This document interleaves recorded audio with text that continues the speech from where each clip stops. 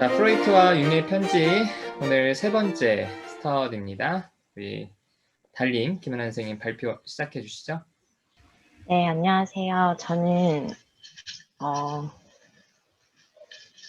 프로이트와 융의 편지 104에서 151페이지 오늘 세 번째 시간이죠. 세 번째 시간을 발표할 김연아라고 합니다. 네, 우선은 104에서 151페이지는 1908년에서 3월 5일 그리고 여기에서 1908년 12월 30일까지를 담고 있는 내용이고요. 사건들과 프로이트의 굿타임, 배드타임, 그리고 정신분석 이론, 여기에서 볼 수 있는 정신분석 이론을 함께 얘기를 해볼 거고, 그리고 토론 주제를 제가 찾아오긴 했는데 한번 얘기해 보도록 하겠습니다. 우선 사건들을 이제 뭐 여러 일들을 얘기들을 주고 봤는데 제일 큰 맥락에서 보는 게 좋을 것 같아서 제가 그냥 대충 큰 맥락을 적어와 봤어요.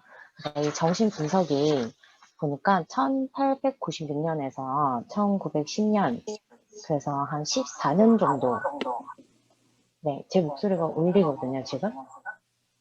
네, 여튼, 네, 14년 정도, 14년 동안에 이 정신 분석이, 시작되고, 용어가 시작되고, 그리고 나중에는 진짜 정식 학회로 이제 발족되는 데까지 14년이 걸렸더라고요. 그 중에 1908년이, 오늘 이제 내용은 1908년에 들어있고, 주요 사건은 4월 27일에 짤츠부르크에서 제200 국제 정신분석 총회가 열린 사건입니다.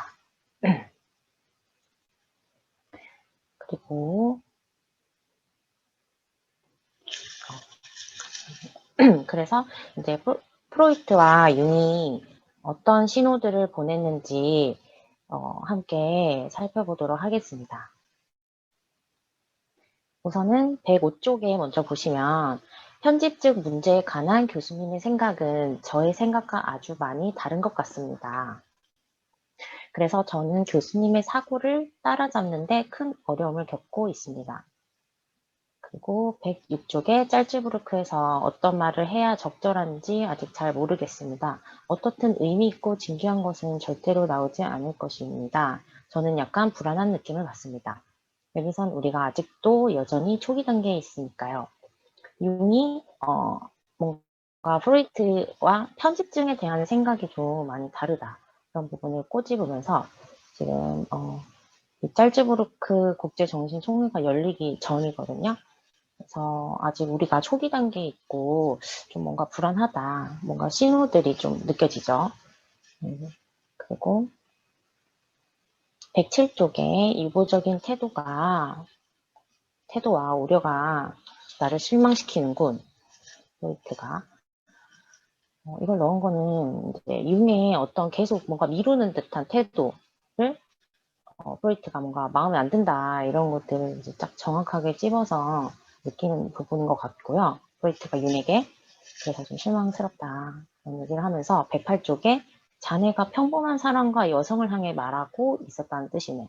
다른 논문에서는 자네가 타협의 정신과 의사들의 편견과 동료들의 이해에 대한 우려 때문에 방해받는다는 사실이 확인되었거든. 그러니까 평범한 사람과 여성이라는 거는 이제 일반인들을 융이 많이 대중화를 의식했잖아요. 그래서 일반인들을 이제 너무 네가 신경 쓴다. 정신과 동료들이나 이제 그런 편견들이 뭔가 네가 좀 많이 의식을 하면서 방해를 받는 것 같다. 그리고 짤츠부르크 총회라는 사교적 소용돌이로 빠져들려면 반나절 정도의 고독이 필요할 것 같은데 이번에 무리해서 작업하는 동안에 나의 통찰은 더욱 단단해졌으며 따라서 서구 세계 의학계의 관료들의 일치된 반대도 나에게 전혀 아무런 인상을 주지 못할 걸세. 그러니까 이제 마음을 먹고 있는 거예요. 짤츠부르크 총회에 이제 나가야 되니까 학교 총회 전에. 근데 사교적 소용돌이를 이제 넣은 거는 프로이트의 성격이 좀 보이는 것 같아서 본인도 뭔가 이제 사람들 앞에서 이렇게 얘기하는 게 좀 힘든 것 같죠. 성격적 부분이 드러나서 넣어봤습니다.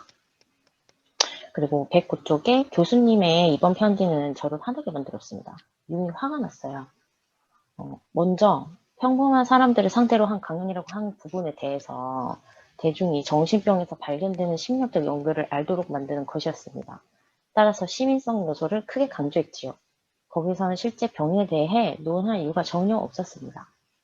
그러니까 뭔가 일반인 상대로 한 이제 강연이라는 게 내가 왜 그렇게 했냐면 정신병을 너무 깊이 들어가지 않고 일반인들이 이렇게 좀 직접적으로 와닿을 수 있는 주제에 자기는 했는데 뭔가 좀 너가 그거를 몰라주는 것 같아서 뭔가 조금 화가 난 것 같죠. 그리고 조발성 치매 병인에 관한 부분입니다. 저는 조발성 치매 중 아주 많은 예들이 전적으로 심리적 갈등 때문이라고 생각하고 있어요. 근데 여기서 병인이 전적으로 마음에 있다고 믿으려면 아마 정신주의자가 돼야 할 건데 나는 절대 그렇지 못합니다. 체질이 언제나 상당한 역할을 하는 것으로 보이니까요. 여기서도 좀 프로이트와 융이 실제로 생각했던 게 조금 미세하게 다른 것 같죠. 그래서 융이 느끼기에는 본인은 정신뿐만 아니라 이런 체질, 타고난 기질적인 부분, 뭔가 육체와 연결된 부분을 같이 얘기를 하고 싶었던 것 같은데 프로이트는 굉장히 심리적으로 뭔가 정신적인 이런 깊은 부분을 얘기를 하고 특히 뭐 금기된 성 이런 거에 대해서 얘기를 하기 바랐기 때문에 여기서 이제 얘기를 한 것 같고요. 세 번째, 암스테르담 보고서의 가장 큰 결정은 간결성입니다. 많은 대부분을 잘라내야 했지요. 두 번째 결점으로 그보다 더 중요한 것은 대중의 무지가 저에게 강요한 초적 접근입니다. 이제 암스테르담 보고서에서 이제 대중들이 모르니까 내가 초보적으로 접근한 거고 많은 것들을 잘라냈고 간결하게 했는데 그것이 좀 마음에 안 드신다고 하니까 화가 난 것 같아요. 그죠? 그래서 이제 프로이트가 112쪽 내가 자네한테 전혀 화가 나지 않았다는 뜻이라네. 나 그게 아니다. 화 안 났다 나는. 오직 아동 히스테리에 관한 문장만 나에게 틀린 것으로 다가왔어. 어쨌든 자네의 부분적인 불일치 때문에 자네를 꾸짖는 것은 절대로 나의 습관이 아니네. 오히려 자네가 나의 의견과 일치하는 부분에 대해 기쁘게 생각하는 쪽이라네. 자네가 지난 15년 동안 나의 경험을 따라잡으려면 시간이 걸릴 것이네. 나는 오히려 성욕을 무시하는 심리학을 받아들이려는 블루일러 때문에 불쾌해하고 있다네. 그런 심리학이라면 모든 것이 미완성의 상태에서 공중에 붕 떠있게 돼 있거든. 프로이트는 이제 뭐 너한테 그렇게 꾸짖으려고 했던 건 아니고 그 네가 아마 내 경험을 따라잡으려면 좀 걸리겠지 당연히 뭔가 기다리고 있으니까 너무 그렇게 생각 안 했으면 좋겠다 그런 내용인 것 같은데 여튼 조금 심리학에 대한 깊이를 거의 성욕을 무시하지 않는가 외면하지 않는가 이런 걸 초점으로 두고 있어서 그런 부분을 이제 알 수 있었고요. 그 다음에 프로이트와 116쪽에 그렇다면 자네도 짤즈부르크에서 우리의 만남에 만족한단 말인가? 내가 자네를 이제 이거는 짤즈부르크 그 총회를 열고 난 이후예요. 그래서 내가 자네를 다시 만나 이해하게 된 후로 나를 화나게 만들었던 모든 의심은 눈 녹듯 사라졌다네. 나는 자네와 하나가 되는 것 같은 느낌에 만족하고 있으며 우리가 갈라설 것이라는 두려움을 더 이상 느끼지 않아. 자네는 나의 일부 특이성을 잘 인내하기만 하면 될 거야. 내가 좀 특이하지만 네가 잘 이렇게 버텨준다면 우리는 함께 할 수 있어. 이제 그런 의미죠. 나는 오늘로 52살이 되었어. 앞으로 10년은 더 활동할 거라고 짐작하면서 나도 우리 연구에 상당한 기여를 할 것으로 기대하네. 이제 나이도 언급하면서 우리가 멀리 바라보자. 나도 이렇게 할 거다, 할 수 있다. 이제 그런 뭔가 희망적인 얘기를 하죠. 그래서 정신분석학회 학술지를 출간 계획을 하고 있는 도중이었는데 책과 논문을 담아내는 일을 맡을 측근들 얘기를 하면서 난 뭐 누가 마음에 드니 안 드니 누가 해주겠다 이런 얘기들 좀 주고받다가 타이틀을 관련해서 이제 또 의견을 주고받아요. 그래서 122쪽에 주고받으면서 그로스에 대한 이제 얘기가 나오는데 그로서 함께 있는 관계로 편지를 짧게 쓸 수밖에 없는 형편입니다. 그가 믿을 수 없을 만큼 시간을 잡아먹고 있죠. 강박신경증인 것 같습니다. 융이 프로이트한테 그로스에 대한 얘기를 꺼내죠. 그러면서 사실 프로이트가 먼저 그로스가 너가 필요할 것 같다 이렇게 얘기를 먼저 꺼내긴 했어요. 그렇게 해서 이제 만난 거고 만나서 강박신경이 왔습니다. 그리고 124쪽에 원래 생각은 분석을 중단하는 동안에 자네가 돌봐주면 내가 가을에 분석 치료를 다시 시작할 계획이었다. 그런데 나의 이기적인 판단이지만 나는 이런 식으로 하는 게 나에게 유리하다는 점을 인정하네. 어떻게든 나는 시간을 팔아야 하는데 나의 활력이 예전 같지 않기 때문이라네. 크로스에 대한 자네의 진단은 정확하다고 생각하네. 조심하게 그가 자네를 물지도 모르니. 서로 그 환자에 대한 약간 교차 치료 같이 한 환자를 두 명의 의사가 치료자가 이렇게 직접적으로 얘기를 하면서 자문도 받는 뭔가 확인도 받고 서로 이제 이렇게 의지하는 모습을 좀 볼 수 있었고요. 볼 수 있고 그리고 130쪽에 자네를 짤즈부르크에서 만나면서 우리의 견해가 곧 조화를 이루게 될 것이라는 것을 알게 되었다며 또 자네가 내가 걱정한 것처럼 자네 부친과의 관계와 교회의 신앙에서 비롯된 내적 전개 때문에 나에게서 멀어지는 것이 아니라 단순히 자네 상관의 영향 때문에 나에게 멀어지고 있다는 것도 알게 되었다네. 그렇죠. 그래서 이 부분에 대해서는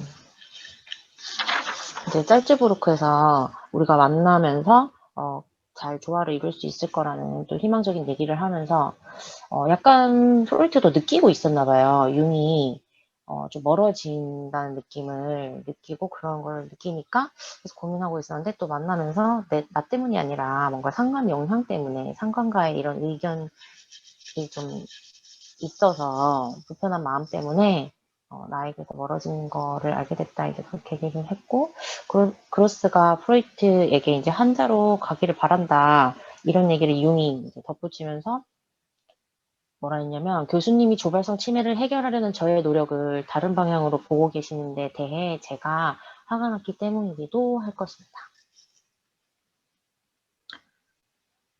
약간 뭔가 비꼬는 느낌이 들었거든요, 저는. 그러니까 이제 너도 한번 해보면 아마 나랑 비교도 되면서 알 거다, 뭐 이런 느낌이 좀 들었거든요, 저는. 그래서 이제 그런 얘기를 했고, 만나서 머리를 맞대보자, 이제 프로이트가. 또 만나자, 우리 만나서 또 얘기를 해보자.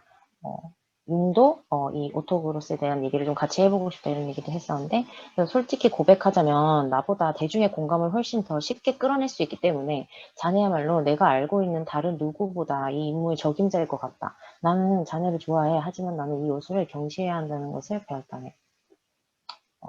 그러면서 이제 7일에 있는 융에게 방문을 하게 됩니다. 날짜를 이렇게 조정해가지고 휴일이랑. 그래서 이제 그 이후에 140쪽에 사랑하는 나의 친구 그리고 후계자 이제 호칭이 변경되면서 이제 후계자를 아예 대놓고 얘기를 합니다. 자네 부인에게 편지 중 한 단락이 특별히 나를 즐겁게 만들었다는 뜻을 꼭 좀 전해주게.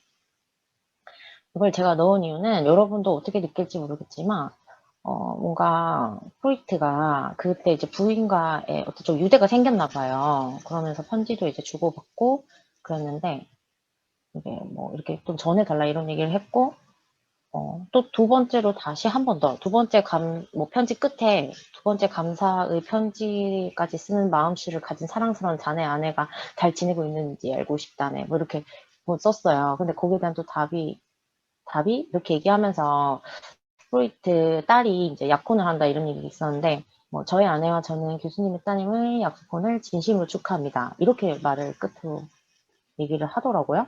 그래서 저는 되게 뭔가 묘하게 약간 프로이트를 아내를 두고 뭔가 이렇게 의식하는 느낌?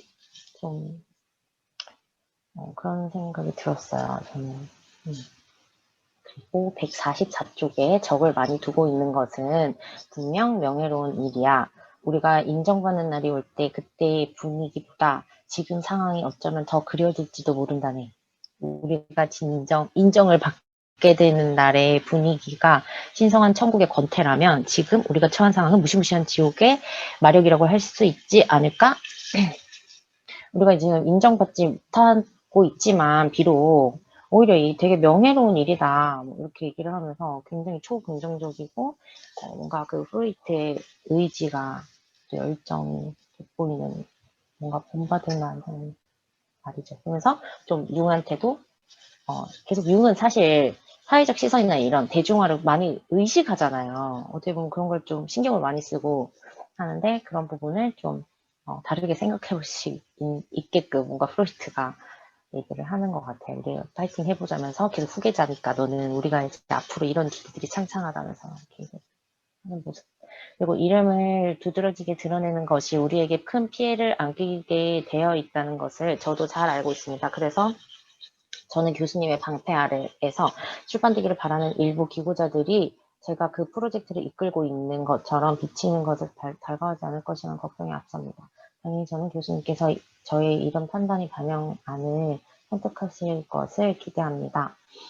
프로이트는 블로일러의 태도에 반대하는 그의 이름이 먼저 나온다면 그것은 지위의 높고 낮음을 반영하는 것이 아니라 그런 출판물의 관행대로 알파벳대로 반영하는 것으로 받아들여질 것이네. 만약 내 이름이 먼저 나온다면 그것도 똑같은 지위의 높고 낮음을 반영하는 것이기 때문에 절대로 바람직하지 않다네. 자네의 초안에 약간의 변화를 제안하고 싶네. 타이틀과 관계에 있으며 나의 한계를 숨기려는 의도라네.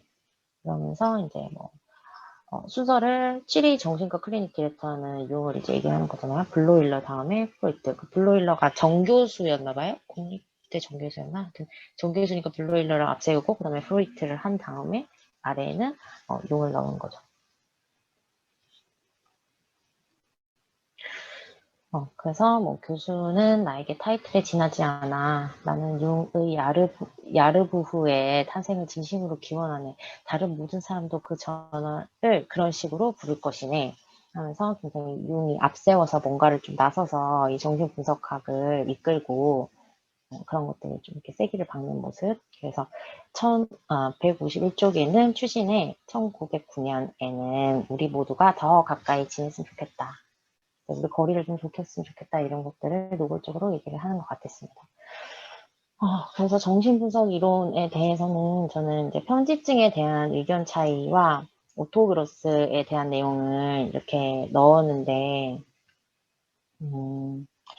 편집증에 대한 의견 차이와 프로이트와 융이 사실 생각하는 게 굉장히 달라요.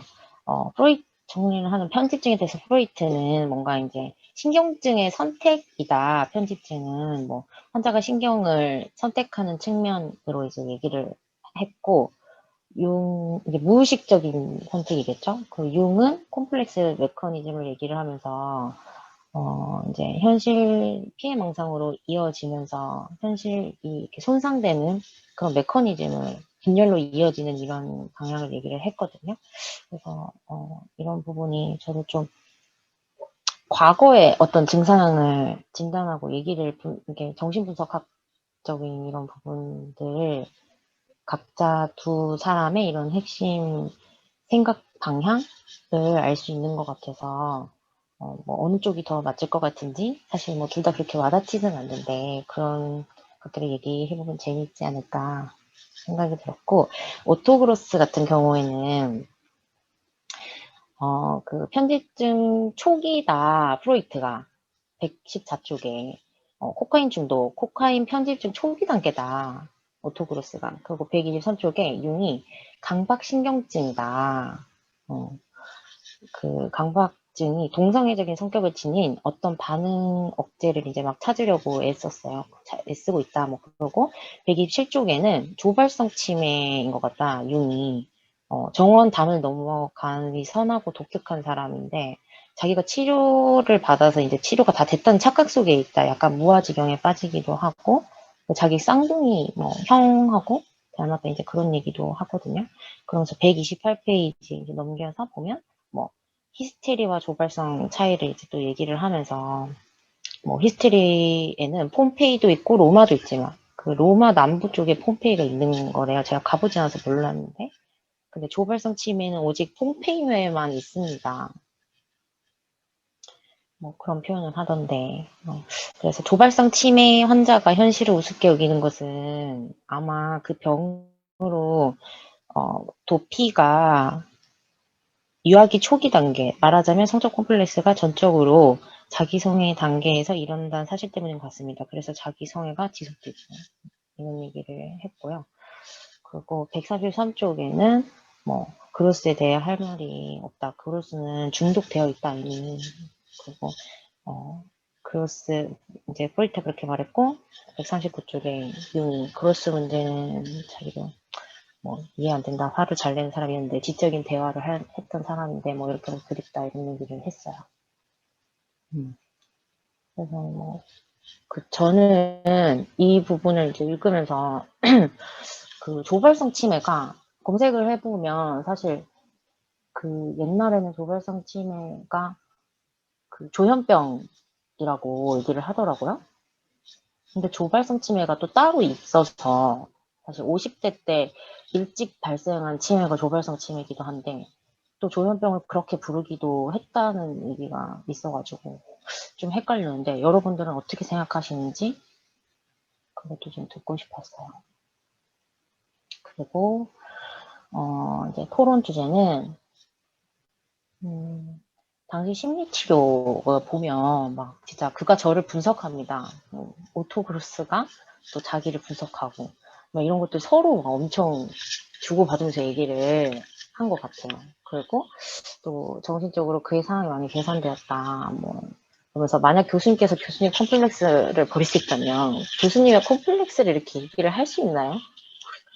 하여튼 그런 걸 얘기를 하는 게 뭔가 서로 당시에 심리치료를 굉장히 서로 밤낮 없이 막 분석을 해내고 막 이렇게 하는 게 다들 어떻게 보이는지 생각도 들었고 그리고 뭐 이제 검사 도구도 개발되고 옛날에는 이렇게 검사 도구도 사실 잘 개발도 안 되고 발달이 안 되어 있으니까 정신병 진단 역시 뭐 어려움도 많고 그런 건데 오히려 치료는 굉장히 가깝고 적극적으로 이루어졌단 말이에요. 그런 걸 보면서 지금 현재 심리치료가 뭔가 윤리와 지위 또는 조직 앞에서 굉장히 좀 관계가 경직되어 있는 이런 모습에 대해서 우리가 좀 얘기를 해봐도 좋을 것 같다. 어떻게 생각하시는지 이런 거를 함께 얘기하고 싶었습니다. 네, 저는 여기까지입니다. 우리 같이 얘기합시다. 우선 우리 달님이 준비한 그 토론 주제 이야기하기 전에 이제 전체적으로 여러분 좀 읽으시면서 하실 얘기, 뭐 궁금한 거 있으면 좀 자유롭게 좀 일단 얘기 시작하죠. 저는 이게 그 정신증과 신경증을 나누잖아요. 이 편지에서도. 근데 이게 좀 언제부터 시작된 건지가 좀 궁금해지더라고요. 그러니까 이게 원래 예전부터 그런 구별이 있었던 건지 아니면 프로이드가 자신의 이론을 좀 이렇게 주장하면서 좀 분할을 시킨 건지 그냥 좀 그런 궁금증이 좀 생기더라고요. 그리고 나도 궁금하네. 그러게 뭐 아는 사람 없나? 안 찾아봤어요? 한번 찾아봤어야지. 그래서 구글이 알려나? 궁금하네. 정신증과 신경증. 정신증과 신경증을 나눈다는 얘기는 없었는데 뭔가 조금 분리해서 얘기하는 게 있었다는 얘기이신 거죠. 그러니까 여기 이제 정신증이라는 말이 나오는데 이제 이게 현실 검증이 있으면 신경증이고 현실 검증이 없으면 정신증인데 이제 이 구분을 언제부터 했을까? 이게 질문인 거죠. 그러니까 프로이드가 했을까? 프로이드 이전부터 이거는 구별하고 있었을까? 이게 좀 궁금해지더라고요.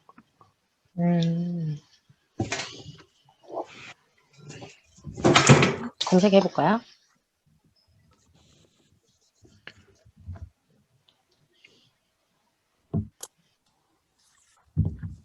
자, 또 다른 분들 하실 얘기 있으면 일단 하시죠.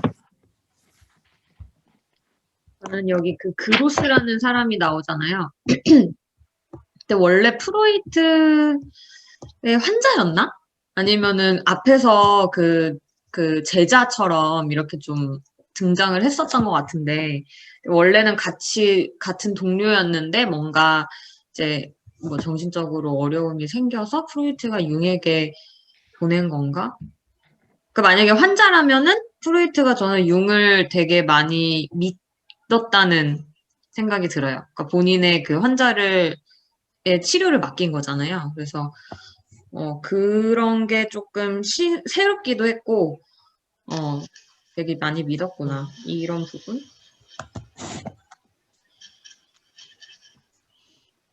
제가 지금 검색했는데요. 오토그로스는 오스트리아의 정신분석 학자래요. 음, 이렇게 짧게 나왔는데 사망 시기가 1920년이에요. 일찍 사망한 건가요? 아니면 원래 네. 나이가 좀 건가? 1877년생이에요. 그러니까 44세 정도에 죽은 거지. 50대에. 그러니까 초기에 아마 프로이트와 함께 뭔가를 했던 그런 시간이 있었는데 이 맥락을 좀 보면 증상이 좀 심해진 것 같아요. 그러니까 이 사람이 이제 결국에는 처음에 뭐 강박신경증이다부터 여러 개 나오다가 조발성 치매 얘기가 나오죠. 근데 아까 김연아 선생님이 달님이 얘기했는데 조발성 치매는 그냥 정신분열을 옛날에는 조발성 치매라고 한 거예요.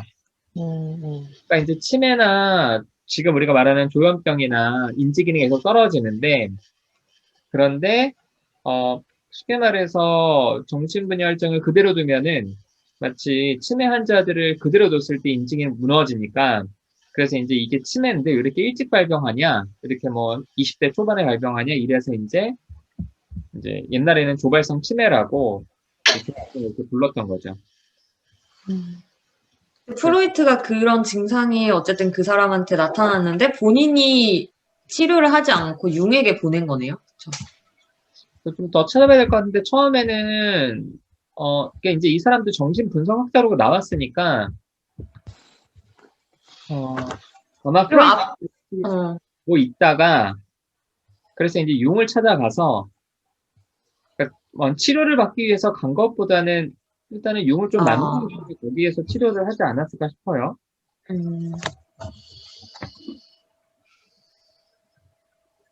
먼저 프로이트가 먼저 만나서 치료를 했던 것 같은데. 네. 그러니까 이제 네. 프로이트랑 같이 있었겠지. 있다가.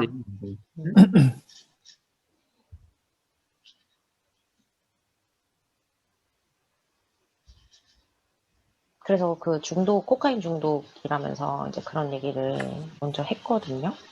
프로이트가. 그 영어 위키피디아에 굉장히 자세히 나오네. 네. 뭐라고 나와요? 정신분석학자라고 나와요. 근데 그래서 의사는 아니라고, 응? 의사는 아니라고 하는 것 같더라고요. 의사는 아닌데 정신분석가였다고. 여기에는 뭐지? 심리상담가? 문제학자라고 나오는데? 아니. 어떤 학자? 아니.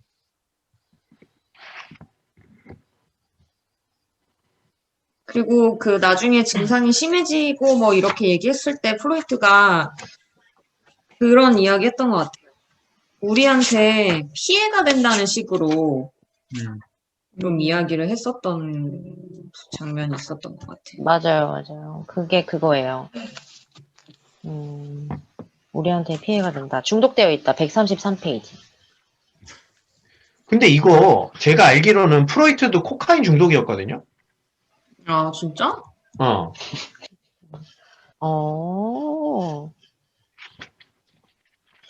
중독자야, 프로이트. 그 당시엔 코카인이 금지 약물이 아니었나 본데요? 금지 약물이 아니었어. 이때는 코카인이 치료제였어. 아니, 그 코카인을 막 먹이고 그러기도 하더라고요. 그렇구나.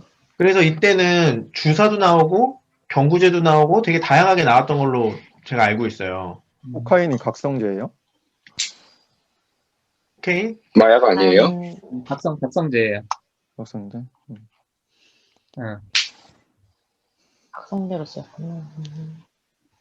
그 여기 보니까 그 오토 그로스의 아버지 한스 그로스는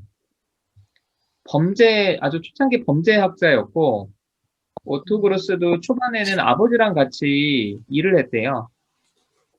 그러다가 나중에 이제 아버지랑 등을 돌리면서 프로이트 쪽으로 와서 정신분석에 참여했다고 나와요.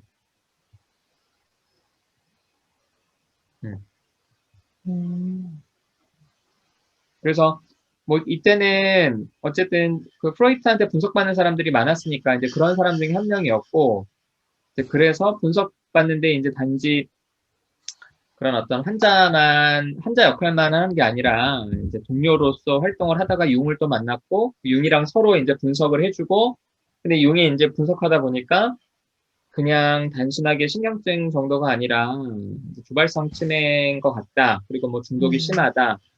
그래서 뭐 그의 아내는 이걸 다 알고 있는데 뭐 이런 얘기가 나와서 이제 결국에는 좀 그렇게 좀 문제가 되었던 그런 사람이 아니었나 싶네요. 이 사람은 어떻게 죽었어요? 40세면 엄청 일찍 죽은 거네. 그게 그건 안 나오죠. 오토그로스 뭐 검색했는데 나왔는데 그는 약물 중독자로 가난하게 살다가 죽었다 이렇게 나와 있는데요. 근데 그 수풀이 말한 것처럼 그냥 의사가 아니라 여기서 보이는 거는 오스트리아 출신의 일반인 자칭 분석가로서 프로이트를 따르다가 나중에 무정부주의자 그리고 해방론자가 되었다. 이렇게 써 있네요. 제가 찾은 자료에는 폐렴으로 죽었다. 아나키스트였네. 제가 찾은 자료에 폐렴으로 죽었대요. 폐렴. 네, 자연사. 아니 오토그로스 인터내셔널 어소시에이션이 있어. 동일인물 맞아? 왜? 되게 활발한 사회운동가였나 보네. 그러니까 이 오토그로스 연구하는 사람들이 있는데 뭐 정치학자, 혁명학자, 철학자, 사회학자, 문학 되게 다양한 사람들이 오토그로스 책도 많은데 이 사람에 대해 쓴 책도 프로이트가 중년병- 박사 과정의 지도 교수였대요. 프로이트가 이 사람이 그라츠 대학교 다녔는데 박사 과정의 지도 교수라고 나와 있네요. 정신분석학. 오토그로스가? 네, 오토그로스가 박사 과정 있을 때 지도 교수가 프로이트라고 그렇게 나와 있네요. 그 전문 분야가 정신분석학을 박사 전공을 했나 봐요. 이 사람이 지도 교수가 프로이트라고 나와 있어요. 아니 이거는 그 우리 동구님이 독일에서 좀 조사를 많이 나올 것 같은데. 지금 하고 조사할 시간 있어요. 있냐? 잠도 못 자고 있어요. 이렇게 아니, 근데 이제 그 찾아보고 있고요. 저도 뭐 책 좀 샀어요. 프로이트 책. 독일어로 된 거? 독일어로 된 건 못 읽고요. 이 편지만 봐서는 너무 막 불명확하고 막 이 날개를 펴야 되는 게 너무 많아서 왜 이런 아들. 좀 답답하더라고요. 그래. 저는 궁금한 게 그냥 그 오토그로스 말고 읽으면서 편집증이나 히스테리, 강박신경증 이런 얘기가 많이 나오잖아요. 근데 편집증이 그러니까 오늘날로 치면 뭐 편집 뭐 성격장애 그게 있잖아요. 그러면 지금의 편집 장애의 특징과 그때의 편집증의 특징이 일치가 하는 건지, 히스테리도 지금은 뭐 연극성 성격장애 이렇게 바뀌었다고 했는데 그때랑 그 특징이 똑같다고 제가 이해를 하면 되는 건지 아니면 뭔가 좀 다른 건지 좀 궁금했습니다. 어떻게 될까요? 저도 그러니까 좀 그게 궁금했는데. 이때는 아직 그런 정신장애에 대한 어떤 체계적인 연구가 안 돼 있는 상태에서 전문가들끼리 통용되는 용어였는데, 그래도 일단 우리가 이해하기로는 어둠이 얘기한 것처럼 이제 여기서 편집증은 지금의 편집성 성격장애나 아니면 망상장애, 피해 망상, 이런 내용들이 좀 특징적이고, 네. 히스테리도 얘기한 것처럼 연극성 성격 장애, 그리고 또 전환 장애, 네. 좀 이렇게 손 굳는 거 있잖아요. 이제 이런 것들처럼 좀 광범위하게 사용이 된 거니까 네. 비슷하게 이해하셔도 크게 뭐 아, 있진 않을 것 같아요. 네, 알겠습니다. 또 궁금한 거 있는데요. 저도 이 그루스의 사람을 보면서 신경증적인 모습도 나타나고 정신증적인 모습도 나타나잖아요. 근데 마지막에 막 융이 이 그로스에 대한 한계에 대해서 얘기할 때 엄청난 통찰을 했다, 공감도 했다, 그런 서로 분석도 가능했다, 이렇게 얘기하는 부분에 있어서 저는 좀 잘 이해가 안 됐어요. 그래서 정신분열증을 가지고 있어도 그런 게 가능한가? 현실 검증이 안 될 것 같은데 서로를 분석하고 통찰한다는 게 말이 되나? 아니면 그 정도로 심한 건 아니라는 말인가? 근데 편지를 읽어보면 되게 심각하게 나오는데 다른 분들은 어떠세요? 그 조현병이 생각보다 굉장히 광범위해가지고, 광범위하게 저도 느껴지거든요. 그게 어떤 부분이냐면, 꼭 정신분열, 이제 조현병이 심각하지 않다면은, 공부도 하고, 결혼도 해서 아이도 낳고, 그리고 실제로 의학 공부를 하시는 분들도 계시다고 하더라고요. 그래서, 진짜 많이 손상된 정도도 있지만, 또 한편 이제 공부하면서 약을 먹으면서 또 이게 유지를 하고 계신 분들도 계셔서, 대신 이제 일반 예전처럼 뭔가 인지적으로 막 완전 주의 집중력이나 이런 것들에 어려움을 막 느끼기는 하는데, 그래도 분석을 했다 그러니까 막 굳이 안 됐다 뭐 이렇게 생각은 안 아니, 들고. 이분 성격장애 아니야? 오히려. 일리 있어요. 구별을 못 해낸 거 아니야? 그런가? 이때는 성격자라는 개념이 없으니까. 그리고 또 한편으로는 지금 달님 얘기한 것처럼 진짜 이 조현병 스펙트럼이 워낙 넓어서 그런 특성들이 보이니까 처음에 뭐 진단도 이 두 사람들이 계속 왔다 갔다 하잖아요. 그러니까 우리가 생각하는 것처럼 아주 심각한 그런 조현병은 아니고, 또 지금 스쿨님 얘기한 것처럼 분명히 좀 이렇게 뭐 상대방 그리고 또 아나키스트 이렇게 다양한 되게 극단적인 모습들을 갖고 있는 거를 보니까 한 B군 정도로 인식이 좀 되기도 해요. 그래요. 자, 그럼 우리 달님이 같이 토론하자고 한 거 그거 한번 같이 얘기해 보죠. 첫 번째가 뭐였죠? 그 첫 번째가 아까 그 정신분석학 오토그로스에 대한 얘기를 하고 싶었는데 그건 지금 얘기를 했고요. 사실.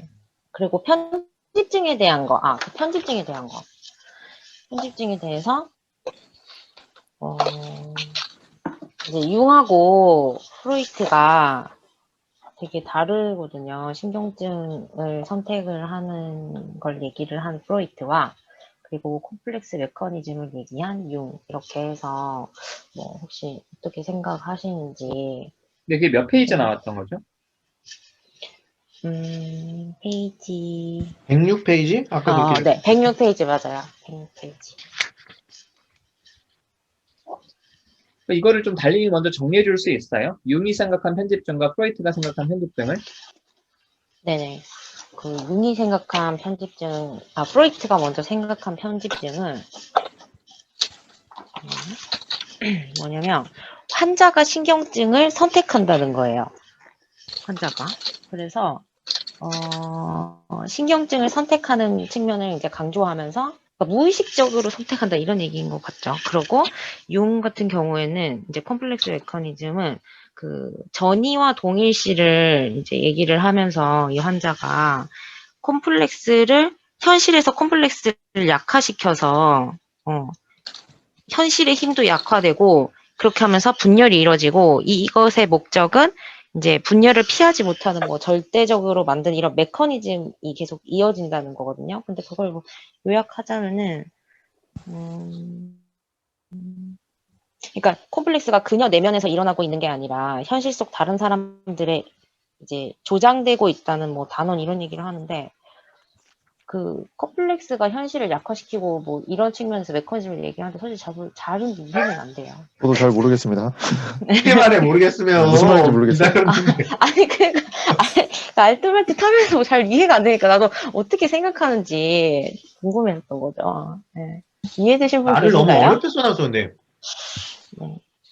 그러니까 이거 아니야? 그냥 내가 이해한 바로는 환경에 영향이 있냐? 심리 내적인 게 원인이냐? 이걸 가지고 둘이 싸운 거 아니야? 그러니까 융은 환경이라고 했다는 거죠? 환경의 영향? 환경의 영향이 분명히 있다. 주변에서 이제 그러도록 만든다. 이런 거고. 프로이트는 이게 다 네 내면에서 시작됐다는, 무의식에서 시작됐다는 걸 간증해라. 뭐 이런 거 아니야. 무의식적 선택. 무의식적 선택이고. 뭔가 조금 덧붙여주면 좋을 것 같은데, 융이 약간 분열하는 과정을, 메커니즘을 얘기를 하는 것 같았거든요. 분열되는 과정을. 현실이 약화되고, 그렇게 할 수밖에 없게끔 되는 이런 분열되는 과정을 좀 강조한 것 같았거든요. 그 컴플렉스를 일으켜가지고. 분열이요? 그러니까 이제 현실이 손상되는 얘기를 하면서 의심하고 사람들 관계에서 막 동일시하고 투사하면서 이 관계도 그렇고, 관계는 현실이잖아요, 사실. 그게 다 이렇게 분열되는 거에 대해서 뭔가 다른 사람들이 뭔가를 조장하고 있다 이렇게 막 단언을 하면서 그런 것들을 드러내는데 이 여자가 이 환자가 그러면서 현실의 힘도 약화시키고 그러니까 내면에서 맞아요. 그 내면에서 일어나는 게 아니라 그렇게 이제 현실 속 다른 사람들한테 이제 조장되고 있다고 단언함으로써 그거를 분열을 피하지 못하게 만드는 이 메커니즘에 빠져 있다. 이 사람은 한마디로 이건 같아. 선택할 수 있다. 선택할 수 없다.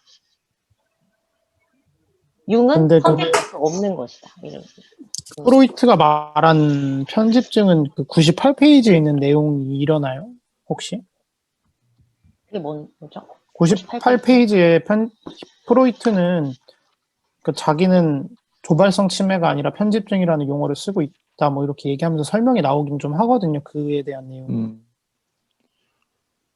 근데 이제 여기서 제가 이해한 거는 프로이드는 리비도를 얘기하잖아요.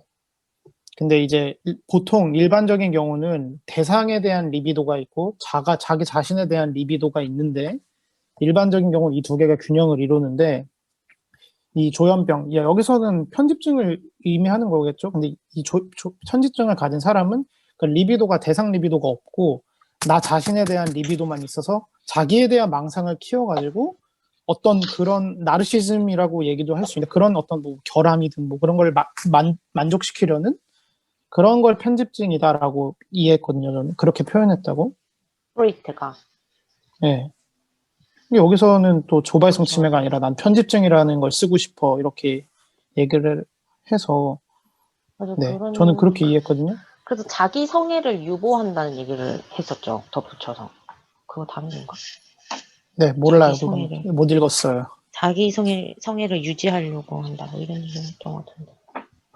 그래서 근데 이제 100일 쪽에 보면은 이제 지난 시간에 마저 얘기하고 싶었는데 100일 쪽에 히스테리는 뭐 종족 보존 그리고 편집증이 자기 보존 그러니까 좀 전에 얘기했던 것처럼 자기를 향한 리비도 나를 뭐 사랑하는 거 나르시시즘을 통해서 자기에게 집착한다 라고 이해했거든요. 저는. 근데 종의 보존이라는 차원은 이 편지만 이 책만 봐서는 절대 이해가 안 되더라고요.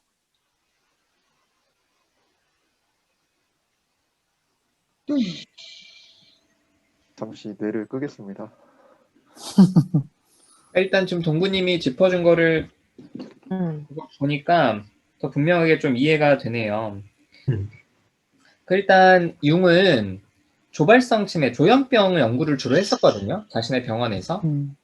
그런데 프로이트가 만났던 사람들은 이제 히스테리 환자들이 대부분이에요. 그리고 그 이외에 이제 조금 증상이 심한 사람들이 있는데 사실은 이 조현병인 사람들이 망상이나 이제 환각이 심해지면 그게 되게 편집적인 걸로 나타나는 경우들이 있어서 융은 이 조발성 침해도 조발성 아까 90 몇 페이지라 그랬지? 여기 98페이지. 네. 는 98, 프로이트가 99, 쓴 100, 편지. 101. 네. 이렇게 얘기했어요. 편집증을 하나의 좋은 임상 유형으로 나는 본다. 그런데 조발성 침해는 이 질병론적인 용어로 봤을 땐 좋지 않다. 그러니까 쉽게 말해서 편집증은 하나의 증상이잖아요. 왜냐하면 누가 나를 미워하고 저 사람이 나를 해치려고 하는 그런 증상인 반면 사실은 조발성 침해는 그 용어 자체가 주는 게 아무것도 없거든요. 그냥 정신기능이 무너진다 정도잖아요. 그러면서 지금 프로이트와 융이 얘기하고 있는 이 사람도 우리가 지금 생각했을 때는 어떤 그런 망상장애를 넘어서서 융은 이 질문을 하면서 사실 이제 직접적으로 이야기할 수는 없지만 자기가 마음속에 생각하고 있는 그런 어떤 조발성 침해에 대한 나름의 분명한 카테고리에 대해서 이제 프로이트에게 좀 간접적으로 네가 생각하는 게 여기에도 적용될 수 있는 거냐 이렇게 좀 이야기를 하는 것 같아요. 그리고 여기에 대해서는 일단은 번역도 좀 분명하진 않지만 아까 수클림이 얘기한 대로 프로이트는 모든 걸 다 내적인 걸로 보는 거고 그리고 융은 다른 부분에서 그거 나왔잖아요. 융이 자기는 조발성 침해에 있어서는 뭐 체질? 번역이 그렇게 돼 있었나?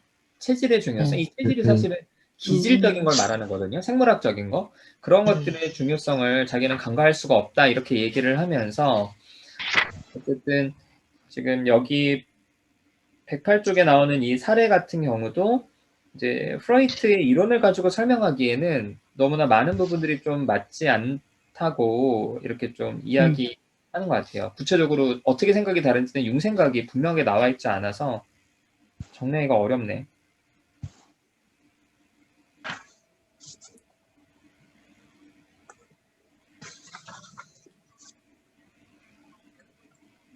그래. 이게 이렇게 이해가 되네.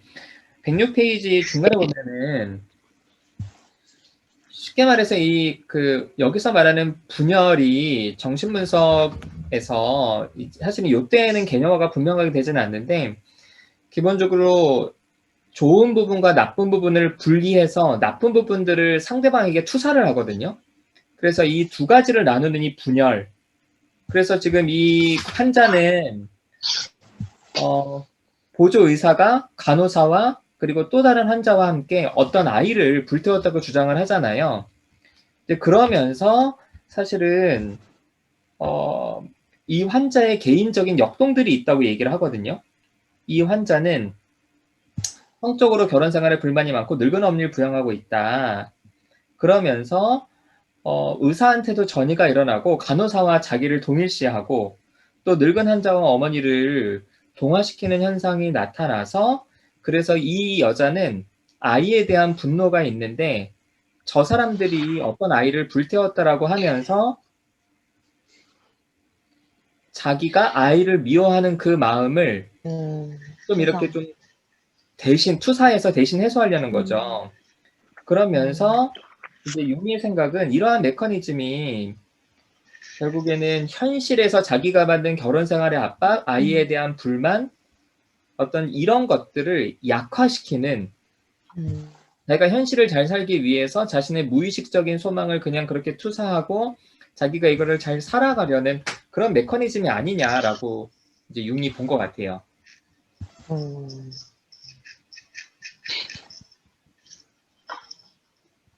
아니야? 아닌 것 같아? 맞는 것 같아. 맞는 것 같아.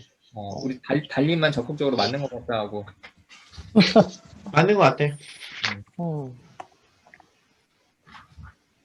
4명이서. 근데 이게 왜 프로이트가 말한 것과 다를까? 이거 아까 그냥 얘기한 대로 이게 이제 현실적인 어떤 현실의 힘을 약화시키기 위한 하나의 어떤 수단으로 쓴 거라는 거에 대해서 프로이트가 반대를 했다면 그런 건 좀 다를 수 있을 것 같아요.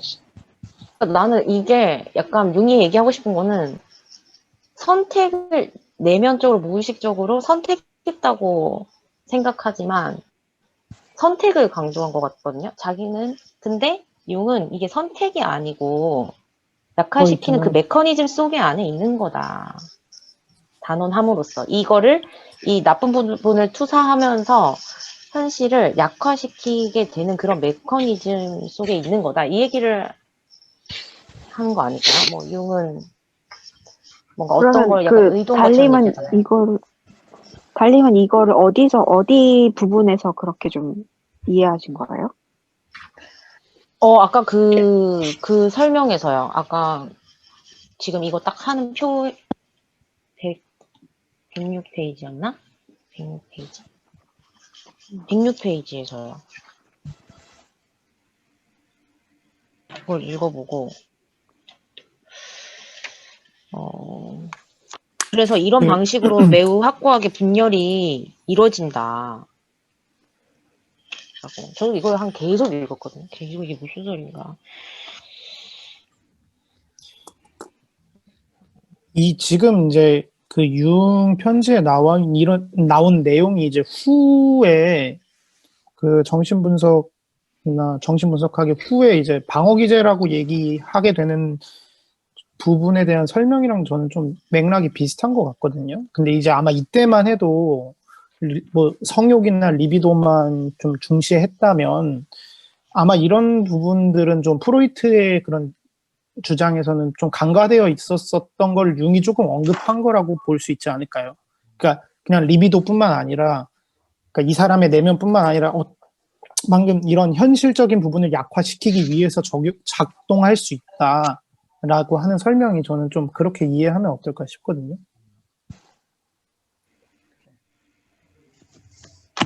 그럼 프로이트가 나중에 얘기하게 된 그 방어 기제를 발달하는데 이 융의 이런 것들이 영향을 받았다는 말씀이신 거예요?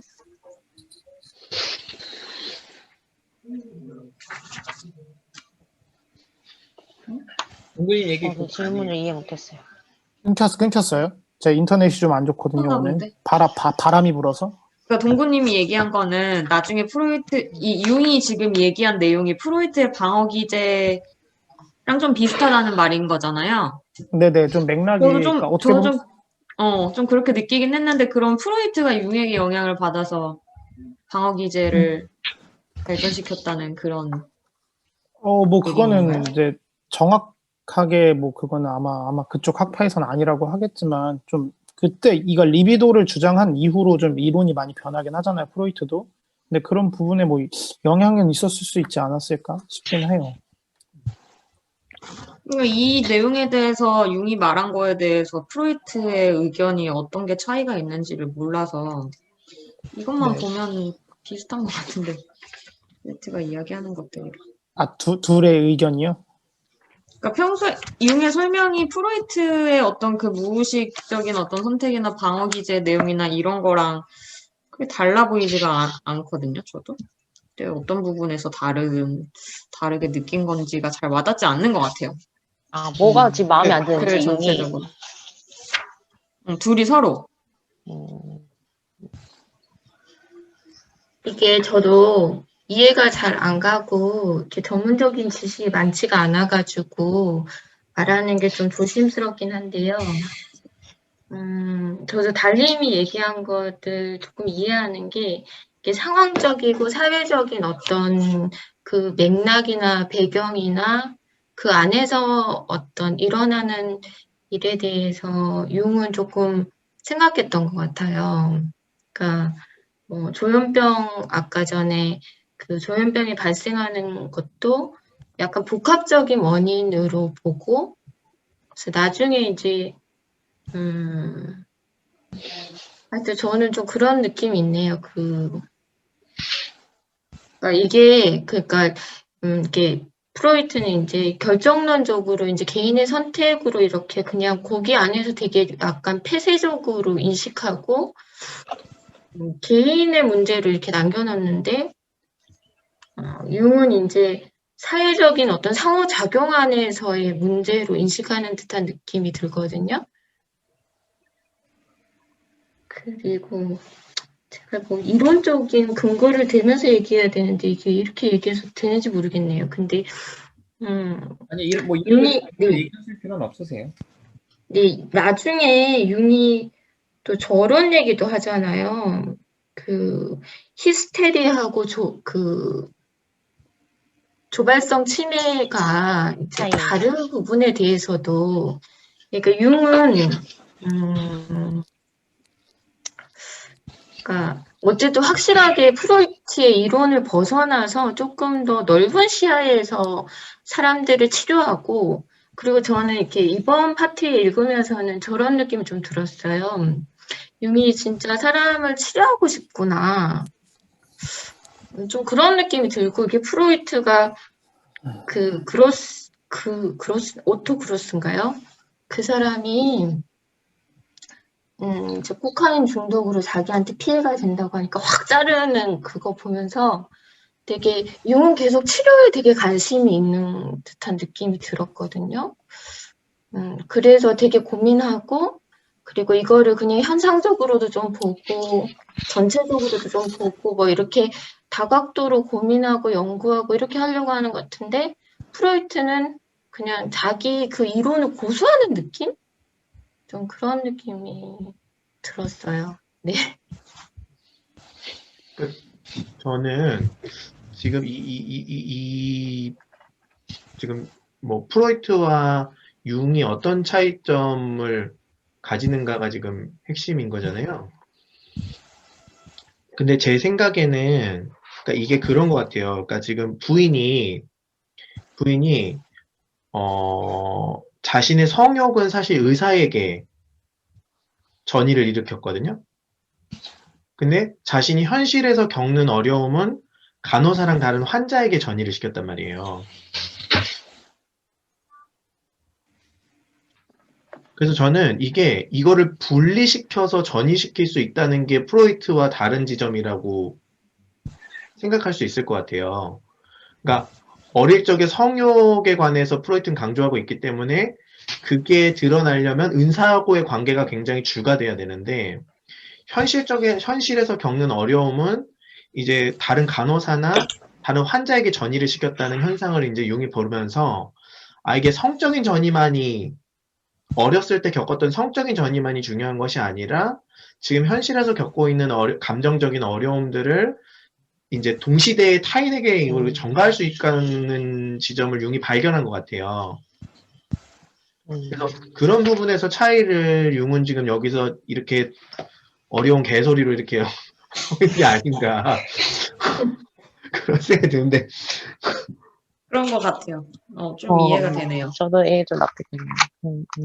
네, 그럼 이제 여기에서 말하는 분열은 지금 이제 슈플님이 얘기한 것처럼 그런 어떤 성적인 어떤 그런 에너지와 혹은 또 누구를 미워하는 그런 어떤 분노의 에너지들을 그게 나누는 게 그게 정신분석에서 나중에 정리된 그 분열 가장 대표적인 거거든요. 멜라니 클라인 그거를 이제 분열이라고 표현했듯이.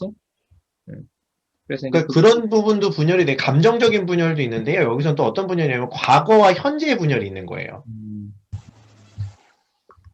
성적인 욕구, 과거에 대한 성적인 욕구와 현실에서의 감정적인 욕구가 분열이 또 되는 거죠. 이게 이어지는 게 아니라. 프로이트 이론에 따르면 이게 이어져야 되는데. 그렇죠. 거기서부터 시작해서 여기서부터 끝나야 되는데. 네. 그래서 그런 부분에서의 분열도 좀 이야기한 것이 아닌가. 어쨌든 융은 그런 식으로 이제 분열을 통해서 결국에는 현실에서 자기가 받는 그런 압박감을 약화시키고 있는 거다라고 말하는 게 이제 프로이트가 주된 관심을 가졌던 그런 어떤 성적인 관점에서의 어떤 전이 거기에 집중하는 것과는 분명히 좀 다르게 보인다. 이게 이제 융의 생각이겠네요. 네. 그래요. 그래, 좋네. 자, 그러니까 이해가 됐네, 이제. 나도 보면서, 이게 뭔 소리야, 이랬는데. 진짜 번역하기 힘들어. 번역을 너무 힘들게 해놓은 것 같아. 그러게. 또, 뭐 얘기해야 돼? 근데 진짜 이거 융의 아내에 대한 얘기 있잖아요. 맞는 것 같지 않아요? 융의 아내에 대해서. 제가 여기 넣었잖아요. 다시 얘기해줘봐. 네. 마음이 급했네요. 그, 왜, 143쪽에, 140쪽에, 이제, 호칭 변경하면서, 그, 자네 부인에게 편지 중 한 달락이 특별히 나를 즐겁게 만들었다는 뜻을 꼭 좀 전해주게, 이렇게 끝에 말을 했어요. 중간에. 프로이트가. 근데, 거기 융이 아내에 대한 얘기가 없었고, 그리고 한 번 더 프로이트가 그 다음 편지에 143쪽에 두 번째 감사의 편지까지 쓰는 마음씨를 가진 사랑스런 자네 아내가 잘 지내고 있는지 알고 싶네. 또 얘기를 해요. 근데 그걸 융이 또 뭔가 이게 아내가 좋다고 하네요. 뭐 이런 거나 뭐 네 그렇게 전했습니다. 이런 얘기가 없고 저의 아내와 저는 교수님의 따님의 약혼을 진심으로 축하합니다. 이렇게 끝나거든요. 아내 얘기를. 그래가지고 좀 이걸 보면서 뭔가 약간 프로이트가 그 처제하고의 어떤 그 관계도 있었잖아요. 그래서 융이 이 프로이트를 좀 그런 부분을 경계해야 하나? 아내하고의 이 관계를. 그러니까 이미 이 시그널 조짐이 신뢰가 없다. 이런 부분에서 인간적으로 어쩌면 프로이트에게 아닌가요? 아니, 재미는 야사였어. 아니 요 시대가 그 초대 알고 알았던 정보가 너무 적어 근데. 그렇긴 하죠.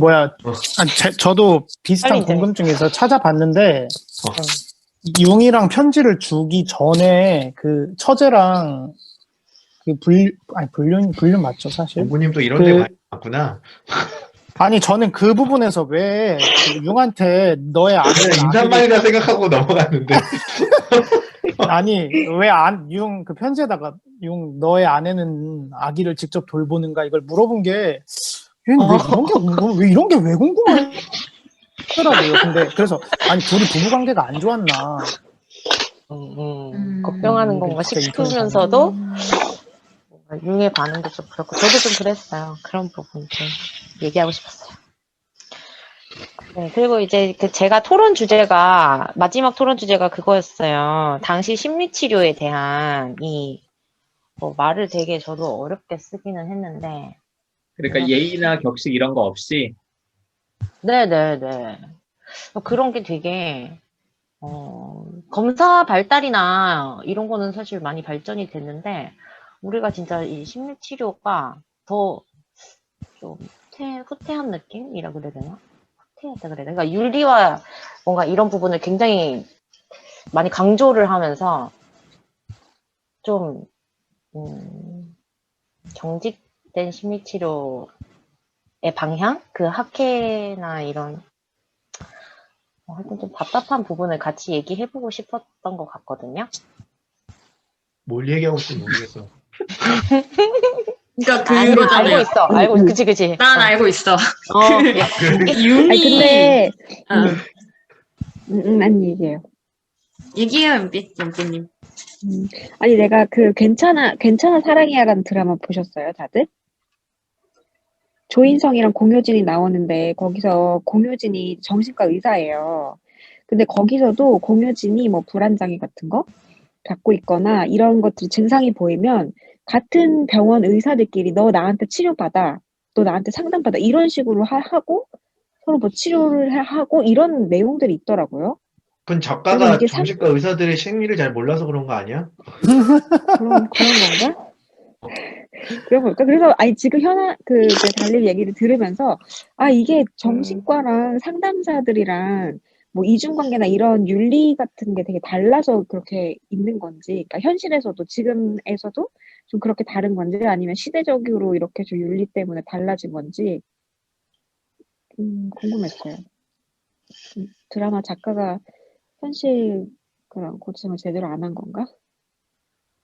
이거는 시대상 아니에요. 그러니까 정신분석이란 게 처음 이제 생겨나는 시점이었고, 이때는 뭐, 그러니까, 갖춰지지 않은. 그러니까 어떤 이론이나 근거에 관해서 어떤 정신적인 증상이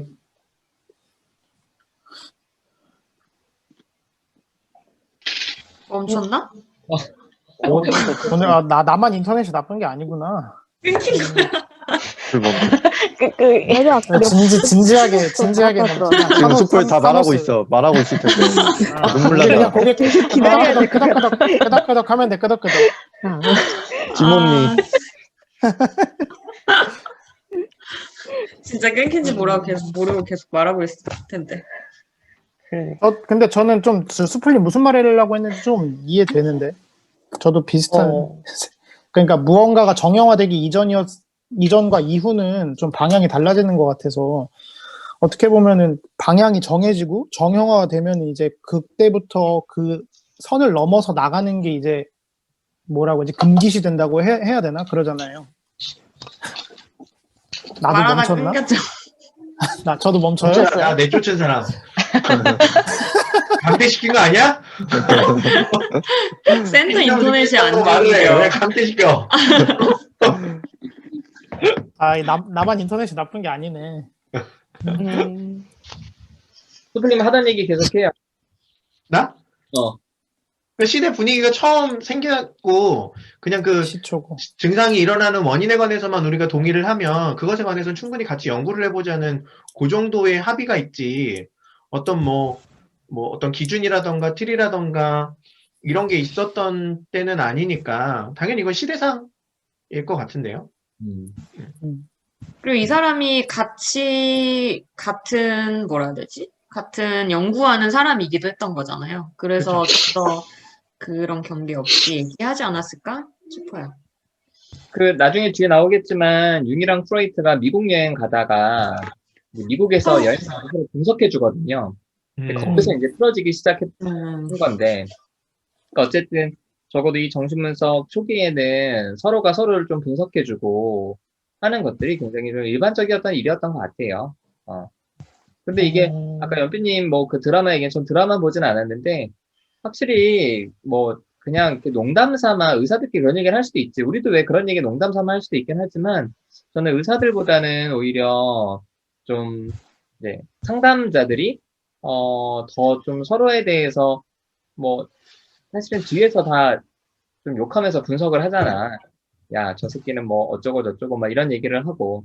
또 이제 우리 센터에서는 우리 직접적으로 대놓고 좀 이야기를 하다가 그래서 좀 기분 나빠서 나가는 사람도 있고. 자꾸 윤리랑 그런 거 얘기하지 마라. 트라우마 있다. 아니, 우리가 더 이럴수록 더 소리를 내야 돼요. 프로이트 정신. 그럼 프로이트 정신. 그러니까 김연아 선생님은 이제 이렇게 서로 좀 분석해주고 하는 게 더 좋아 보인다 이런 얘기를 하는 거죠. 네네, 실제로 그게 위험할 것 같지만 사실은 이게 덜 위험하거든요. 어떻게 보면 서로 봐주고 자기 내적 갈등을 혼자 갈등하는 게 아니라 상대를 통해서 이렇게 꺼내서 얘기를 듣고 또 내담자하고도 굉장히 적극적으로 이렇게 얘기를 하잖아요. 거침없이 막 분석하고 있다 이렇게 하면서 얘가 나를 분석해준다 이러면서 서로 이렇게 하는 것들이 어찌 보면은 더 이런 갈등이 드러나는 거에 대해서 지향하는 방향으로 또 이게 가야 되는데 계속 그 윤리적인 부분의 제재를 굉장히 다른 센터에서도 제가 막 일을 해보고 이러면 그런 진짜 대단한 걸로 제재를 진짜 많이 하거든요. 그냥 자기 어떤 거요? 업무상 편의에 따라서 하는 제재들이 굉장히 많아요. 상담사 관계뿐만 아니라 이제 상담할 때도 직원과는 상담을 하면 안 되고 학생들하고만 상담을 해야 된다든지 아니면 이중관계에 대한 얘기를 터무니없이 꺼낸다든지 그리고 왜 그 상담도 10회만 해야 되고 이런 것도 있잖아요. 그 센터 상황에 맞게끔 해야 되는 거 그리고 그 실적이나 거기서 또 보내고 위에서 이렇게 해야 되는 부분들이 있으니까 거기에 맞춰서 들어가야 되는 거 그리고 그거를 지키기에 급급하다는 거죠? 그쵸. 오히려? 오히려 내담자의 관계를 더 이렇게 적극적으로 탐색하고 서로 상담자끼리도 막 이렇게 하는 건 전혀 없고 오히려 이제 폐쇄적인 느낌. 그러니까 김연아 선생님께서는 말씀하신 게 그러니까 지금 이 시대에도 상담자들끼리 서로 밤낮 없이 분석을 하면서 이렇게 했으면 좋겠다. 할 수도 있는 그런 게 네. 필요하지 않을까. 괜찮아. 너 네네네. 당하고 있을 거야. 이 영상을 통해서. 뭐라고요? 나 뭐라고 이 그랬어? 영상을 통해서 충분히 당하고 있을 거야. 뭘요? 누군가에게. 누군가에게? 그런 말씀하시니 것들을 분석을 당하고 드러내자는 있어. 거지. 오셔가지고 얘기도 하고. 달님 분석 밑에 당하면서. 댓글로 이메일 주소나 남겨서 달라 그래요. 그래. 피드백 달라고. 대박. 아니, 신청하시면 됩니다. 모든 딸 상담센터로. 아, 이렇게 영업하시나요? 네. 아니, 제가 예전에 여러 번 좀 얘기한 내용이기도 한데, 그, 라흐마니노프가 이제 창작 활동을 하다가 어느 순간 창작 활동이 멈췄던 시기가 있거든요. 되게 깊은 우울증에 빠진. 그때, 라흐마니노프의 형인가가 어떤 정신과 의사한테 부탁을 해서 라흐마니노프 상담을 좀 부탁했어요. 그런데 그 의사가 이름이 누구냐면, 달이야, 달. 네, 그 의사가 대박. 라흐마니노프 옆집으로 이사를 와서 6개월 동안 거의 매일 라흐마니노프랑 이야기를 했어요. 그래서 라흐마니노프가 그 우울증 상태를 끝내고 그 다음 작품을 썼거든요. 근데 그 작품을 그 의사한테 헌정을 했어. 이게 제 블로그인데 이거 써놓은 게 있어요. 이거 한번. 그래서 이제 저는 맞아요. 보면서 것 같다. 지금 김은하 선생님이 얘기했듯이 어쩌면 상담자 윤리가 내담자의 권익을 보호하고 보다 좀 안전한 상담을 만드는 목적이기도 하지만 한편으로는 그것 때문에 우리가 더 되게 좀 자유롭게 더 많은 것들을 시도해 볼 수 있는 어떤 그런 것들을 좀 놓치고 있다는 생각은 들어요.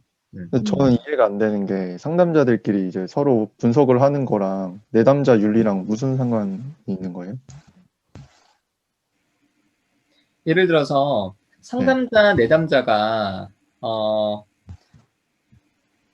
어떤 경계가 분명한 게 사실은 상담 윤리에서 굉장히 중요한 부분이거든요. 네. 그런데 그 경계가 분명하다는 게 과연 이게 항상 상담에 있어서 효과적이냐 이런 생각들을 해볼 수 있는 거죠. 그러니까 예를 들어서 가장 말해서 이제 이런 거예요. 만약에 어떤 내담자가 만약에 돈은 있는데 너무 우울하고 그리고 제대로 뭐 돈을 써본 적이 없어서 상담자한테 묻는 거예요. 내가 좀 이런 상황에서 좀 벗어나려면 내가 좀 뭘 하면 좋을까? 그런데 상담자도 자기가 뭔가 이렇게 제안해 줄 수 있는 게 별로 없는데 만약에 상담자가 내 주변에 좀 이렇게 우울한 사람들이 있는데 그 사람들이 좀 혹은 학대당하는 사람들이 그 집에서 계속 거주하면은 그 학대를 계속 당하니까 차라리 그 사람들이 좀 모여서 살 수 있는 공간이 있으면 좋겠다라는 생각을 했다고 합시다. 그러면 이 상담자가 내담자한테 당신 돈 많으니까 나한테 내라는 게 아니라 당신이 집을 얻어서 거기에 학대당하는 사람들 그리고 좀 굉장히 우울한 사람들 같이 살 수 있는 그런 환경을 좀 만들었는데 좀 돈을 쓰면 어떠냐라고 이야기를 한다면 이거는 잡혀가요. 잡혀가요? 하진 않아 이거는. 아니 근데 그 윤리위원회에 소집될 거예요. 아 진짜? 정지돼요 진짜? 아니 사실 근데 이제 소지가 많죠. 금전적인 요구. 논란이 될 수 있죠. 그러니까 상담자가 돈을 받는 게 아니더라도 어쨌든 상담자가 생각한 거에 있어서 내담자의 금전을 이용하는 거잖아요. 한편으로는. 근데 사실은 내담자 입장에서는 실제로 뭔가를 하고 싶어 하는데 상담자가 아니 뭐 편의점 해봐라 이렇게 얘기하는 것보다는 당신이 좀 투자를 하면 내가 거기 사람들을 좀 내가 관리를 해주겠다. 대신 당신한테 내가 돈을 받지 않는다. 라고 하더라도 이거는 되게 문제가 많아요. 이런 것들이 다 윤리 때문에 문제가 많다는 거지. 규정에 있어. 상담비를 제외한 다른 금전적인 요구는 하면 안 된다는 게. 그러니까 쓸데없이 좀 제재 규제를 많이 하고 그게 진짜 심리 치료에 도움이 되는 방향인지 그런 거에 대한 관심은 없는 것 같아가지고. 좀 정정해. 그렇지, 좀 쓸데없진 정정해야 않고, 돼. 쓸데없진 않고, 정말 치료를 상황에 따라서 위해서 적용을 다르게 해야 되는데, 너무 일관적으로 네. 금지만 해놔서 문제인 거라고. 그렇지, 그걸 지키는 것만이 초기, 중요하다고 하니까. 그렇죠. 맞아요. 그 상담이 이제 진짜 치료적인 부분에 봤을 때 더 깊이 있게 이렇게 치료했을 때 그런 게 오히려 방해가 될 때가 많더라. 그런 얘기 하고 싶었던 것 같아요. 자, 그래요. 우리 마무리를 합시다. 저부터 할게요. 저는 아까 잠깐 그거 히스테리는 종의 보존? 그리고 네. 뭐였지? 자기 보존. 편집증은 자기 보존. 편집증은 자기 보존. 이거 이제 저 아까 동근이 얘기해서 생각해봤는데 좀 이런 게 아닐까 싶어. 히스테리 환자들은요, 굉장히 관계적인 부분에서 어떤 거를 어필하려고 이제 증상들이 나와요. 그러니까 지금 이제 성격적인 면으로 보자면 우리가 아는 거는 연극성 성격장애인 거고, 그리고 증상 자체로 보자면은 전환장애나 그런 어떤 손이 마비되거나 어쨌든 뭐가 이상한 소리가 들리거나 하는 것들이잖아요.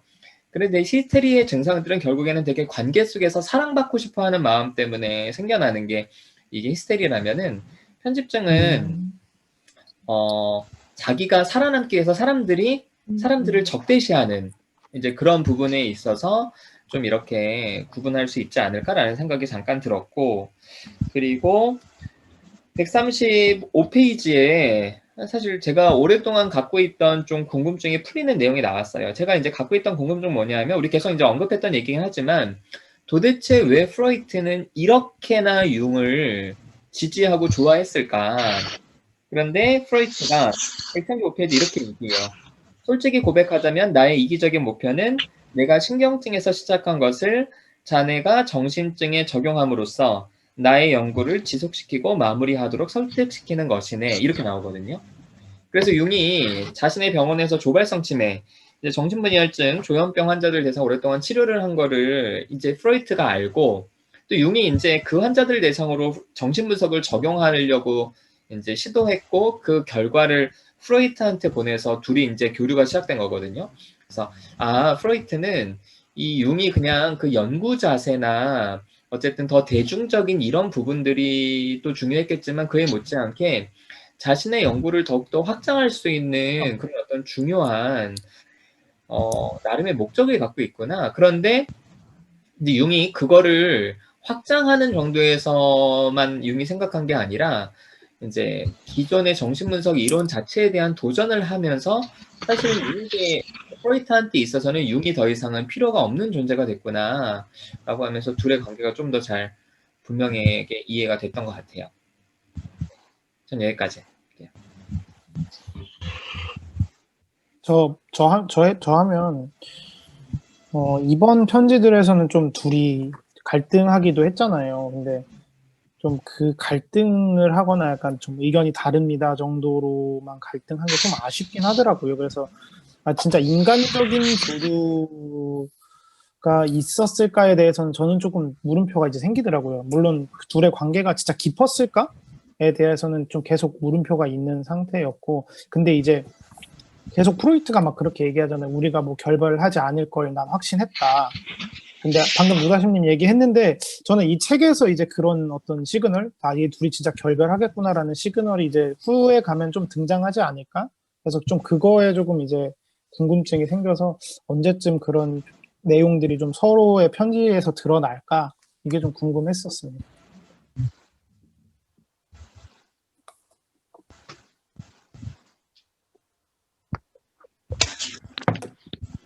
하세요.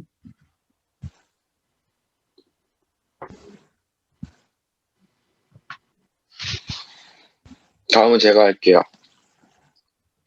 책 내용이 처음으로 이제 접한 책 내용인데 생각보다 쉽진 않더라고요. 전문적인 지식이 많이 요하다 보니까. 그래서 이해하는데 좀 시간이 많이 걸리고, 사실 오늘 들은 얘기가 좀 정리가 안 돼요. 저는 오늘 무슨 얘기 하신 건지 아직도 지금 머리가 어지러운데, 근데 이제 확실한 건 이제 편지 내용을 보면서 이 프로이트랑 융이 정말 관계를 맺는 게 아니라 그냥 서로의 이익을 위해서 맺는다는 느낌이 좀 많이 받았어요. 특히나 이제 프로이트가 이번 편지에서는 뭔가 융을 많이 이용한다? 좀 갈등이 있어도 그 아브람이랑 그 갈등이 있었는데 그 갈등에서도 막 네가 좀 참아, 막 버텨, 막 이런 식으로도 하고 내가 봤을 때 괜찮은데 융이 막 자기의 생각과 아니면 제가 봤을 때는 자기 편 좀 들어달라고 하는 것 같았는데 이제 프로이트는 아니야, 괜찮아 하면서 결국 자기의 원하는 대로, 자기의 생각대로, 자기의 바람대로 그냥 계속해서 융을 이리저리 하는 행동만 보였던 것 같아요, 이번 편지는. 네, 이상입니다.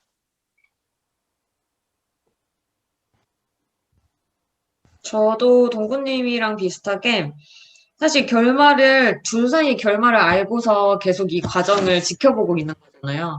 그래서 도대체 언제 이게 좀 적나라하게 서로 좀 표현을 할까, 이런 거에 대한 좀 답답함도 있었고, 아직까지는 프로이트가 되게 144페이지에서도 이제 되게 동료애를 이야기하면서 뭐 우리가 살고 일하고 발표하고 어떤 동료애를 누릴 수 있는 한 인생은 전혀 나쁘지 않아. 그러면서 지금 공격받는 상황이 괜찮다.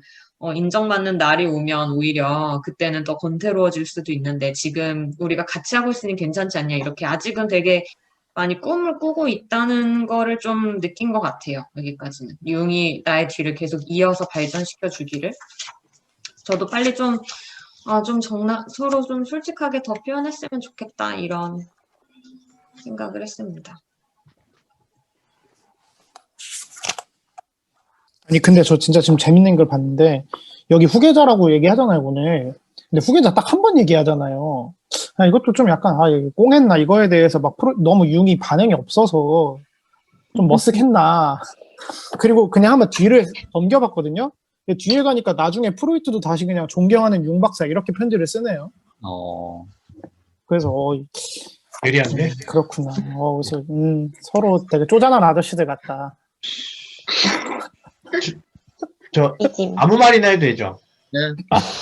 아니, 나 갑자기 든 생각인데 우리는 이걸 보면서 둘이 피 터지게 싸우길 기대하잖아. 그렇죠. 편지를 통해서.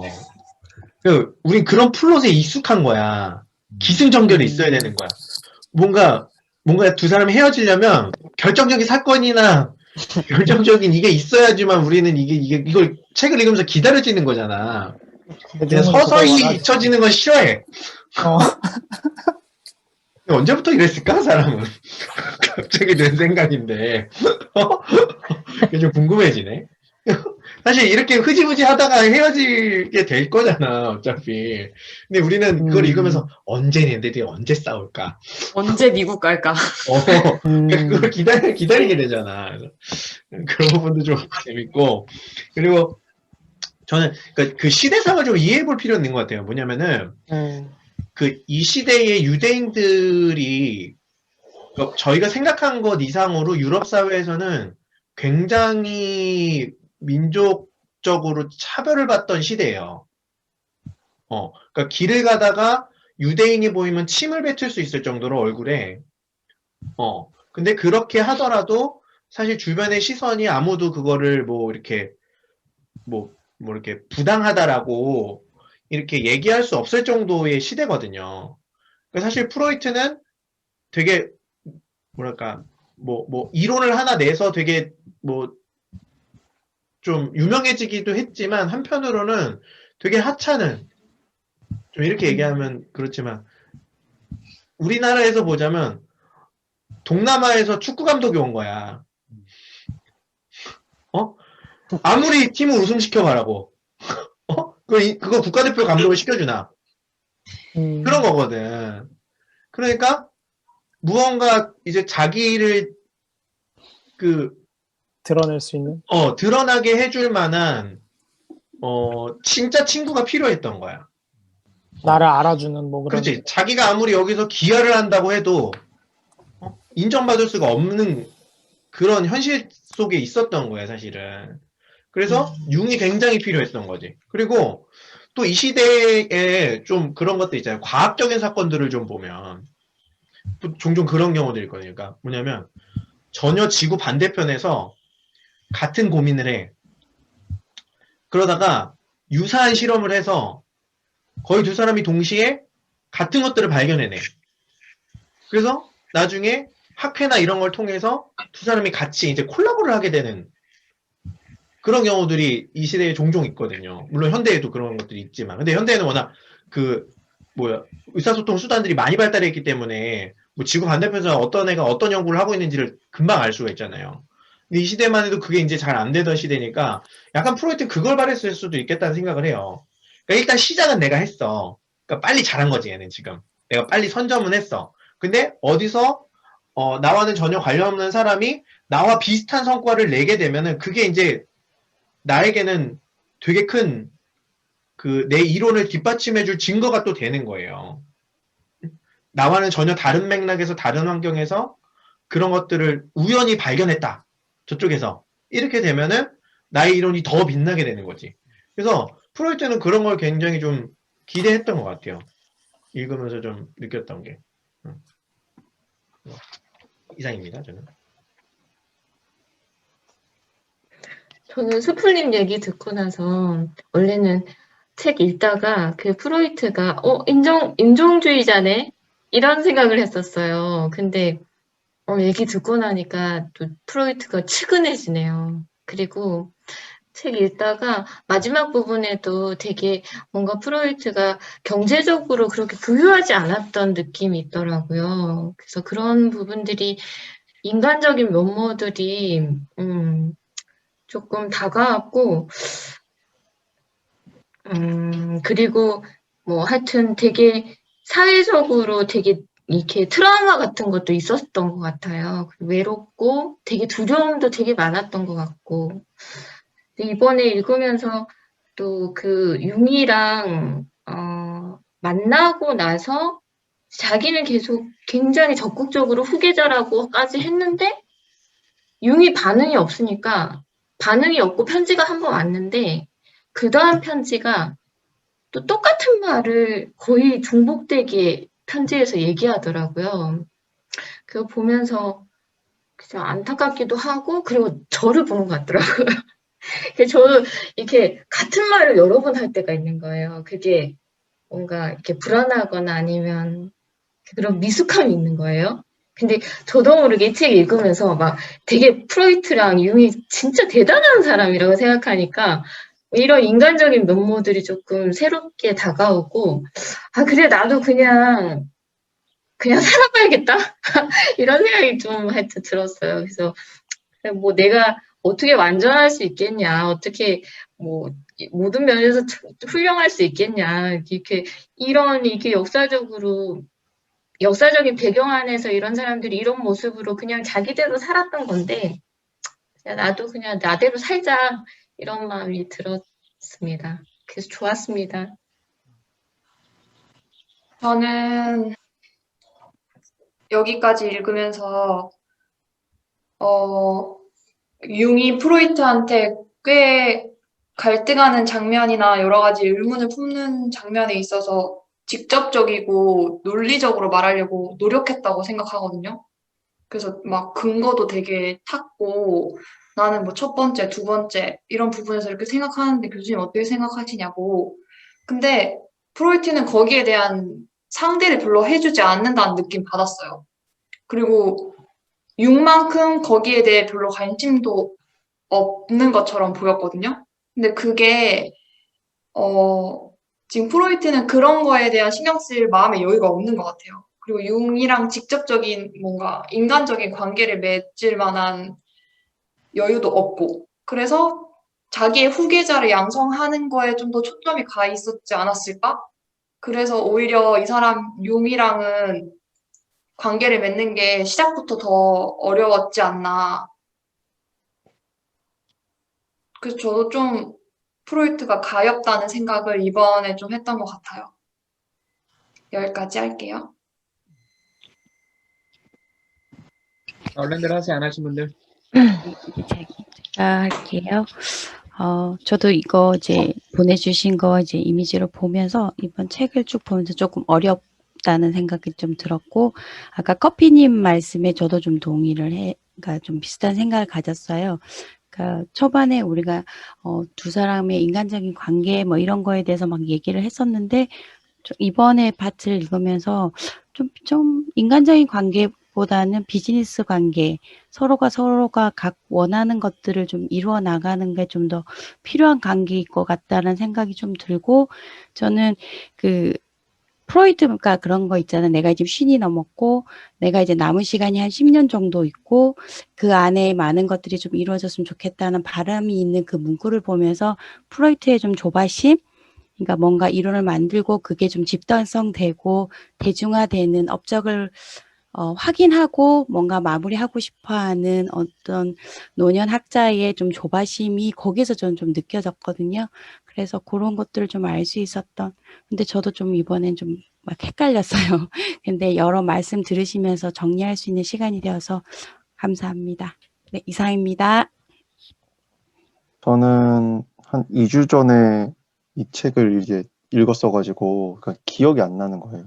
그래서 이렇게 김연아 선생님 그 PPT 보면서 기억을 되살리려고 했는데 일단 명확하지 않아서 힘든 것 같아요. 그러니까 내용이 그냥 어려웠고 저는 편집증이랑 히스테리 이런 용어 자체도 조금 어렵게 다가왔고 그 입장 차이도 이렇게 분명하게 딱 이렇게 말을 하는 게 아니라 여러 가지 사례로 뭔가 유추하는 느낌으로 이렇게 했는데 그냥 어렵더라고요. 그냥 어려웠고 잘 이해가 안 됐고 조금 멍 때리면서 봤던 것 같아요. 네, 네 이상입니다. 네, 저 할게요. 네네.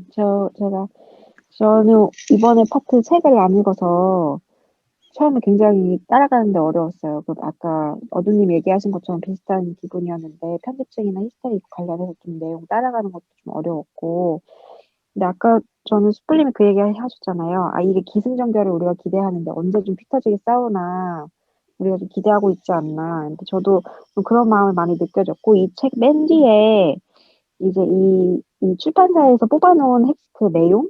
사실 이게 좀 되게 절정의 서로의 편지였을 것 같은데 이 뒤에 거 보면서 되게 갑자기 기대가 되더라고요. 뻔뻔스러운 강아지를 낳고 있다 막 이런 표현을 하면서 서로 편지를 주고받는 게 그래서 좀 그런 치열하고 솔직한 감정 표현이 좀 더 드러나는 편지 내용을 본다면 좀 더 이 둘의 관계를 명확하게 볼 수 있고 좀 솔직한 마음들을 알 수 있지 않을까 하는 기대가 좀 되는 것 같아요. 이상입니다. 네, 저는 어떻게 보면 저도 이거를 고토 그로스라는 사람을 각자 자기만의 이론과 실제로 환자를 만나면서 느끼는 것들, 자기 이론과 이렇게 적용시켜서 설명을 하는 거잖아요. 근데 그런 게, 되게, 어려웠거든요. 사실 저도. 근데 한편 어떤 마음이 들었냐면, 저는 아시는 분들은 아시겠지만, 저희 친오빠가 사실 조현병이거든요. 근데, 이런 걸 보면서, 저도 오빠를 보면서 편집증 같은 모습도 있는 것 같고, 강박적인 모습도 있는 것 같고, 여러 가지 모습들이 보여요. 어떨 때는 진짜 좀 조울증 같이 막 기분이 업될 때도 있는 것 같고. 근데 진단을 받았던 건 조현이었거든요. 근데 그러면서 오빠를 곁에 두면서 제가 또 심리학 공부를 하면서, 이런 건가 저런 건가 막 고민을 했는데, 그런 고민들이 사실 여기에 이 융과 프로이트가 이렇게 막 얘기를 주고받는 것들이 저는 이제 되게 가까이에서 이렇게 뭔가 환자를 가까이 한다는 게 느껴지고 그리고 이런 공부가 되게 중요하다. 서로 또 자문하고 이런 과정들이 그리고 되게 좀 이런 게 되게 필요하지 않나 이런 생각이 사실 들었던 것 같아요. 그래서 이거를 제가 수험 주제로도 넣기도 했던 것 같고 그래서 이제 제가 이거를 저도 실제로도 의사들도 이런 진단이 헷갈리기도 하나? 이런 생각이 들어서 저희 센터 안에 있는 이제 이쪽 수련하고 계신 선생님이 계셔가지고 제가 직접 물어보기도 했거든요, 따로. 근데 이제 뭐 사실은 딱히 뭐 성격 장애랑 이런 걸 구분하기 어렵지 않다 뭐 이렇게 얘기를 하긴 하더라고요. 요새는 뭐 검사도 발달되고 해서.